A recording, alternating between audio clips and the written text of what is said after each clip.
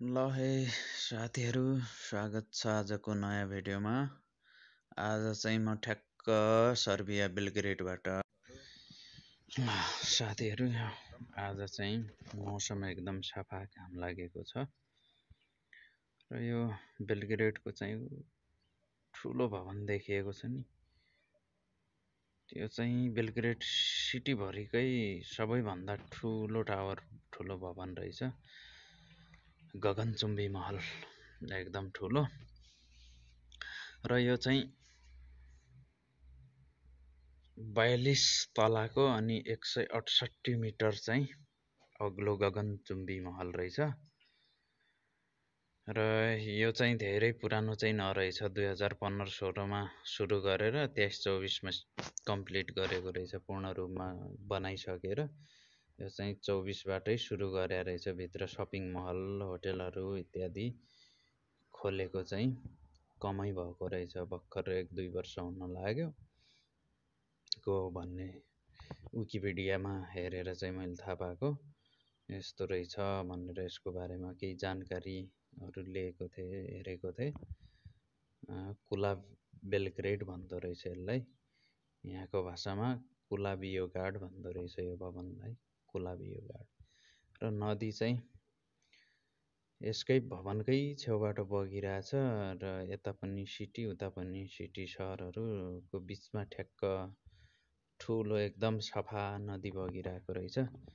नदी जो सफा, यतातिरको सरसफाइमा ध्यान चाहिँ धेरै दिने हुन्छन् है, खोला नाला नदीहरूमा जताततै पनि, गाउँतिर पनि। अब यो त सहरमा नै भइहाल्यो, एकदम सफा छ। र यसमा चाहिँ पानीजहाजहरू, त्यो साना साना खालका डुङ्गाहरू, पानीजहाजहरू पनि चल्दा रहेछन्। पुलको मुनि चाहिँ पहेँला पहेँला कलरको अनि के हो त्यो डुङ्गाहरू चाहिँ छ, त्यो तल पुलको मुनि चल्दा रहेछन् यता।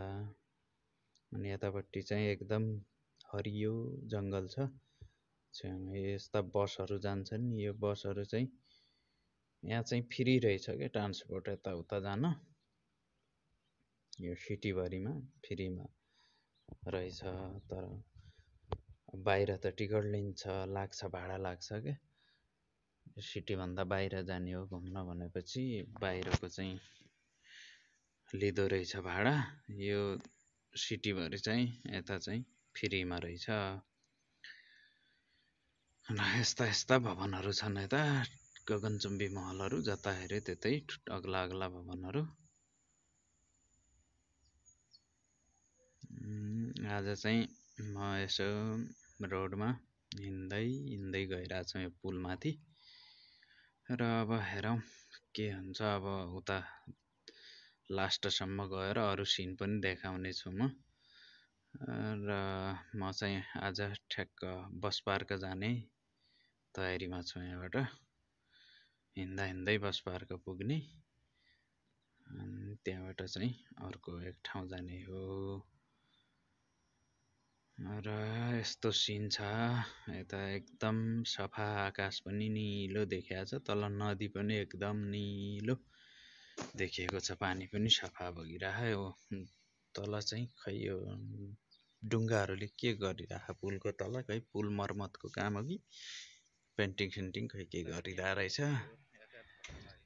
यस्तो रहेछ। र जङ्गल भने एकदमै राम्रो छ, छेउमै ठुल्ठुला भवनहरू। अनि